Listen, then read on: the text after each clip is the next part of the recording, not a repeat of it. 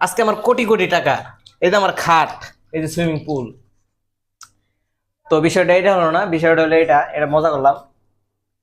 আসলে রাত 1টা বাজে স্পেনের খেলা দেখা যখন ঘুমাইছি, ঘুম থেকে পানি টানি খায়া ঘুমাইছি। রাত 3টা বাজে না 4টা বাজে ঘুম থেকে উঠছি, ওইটা দেখি গিরাহমান পানি।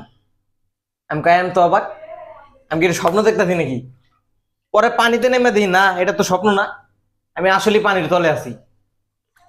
পরে উইডা এরা সবার ডাক দিলাম, আমার বাবাটা দিলাম, আব্বু আব্বু, উঠো উঠো উঠো, পানি পানি। দূরু, ঢাকা শহরে কি পানি উঠে নাকি? আমি উইডা দেখো না।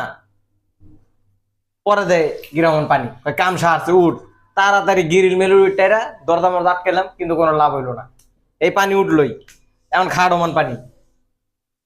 তো এই সমান পানি আমরা এখানে মানে বসবাস করতেছি।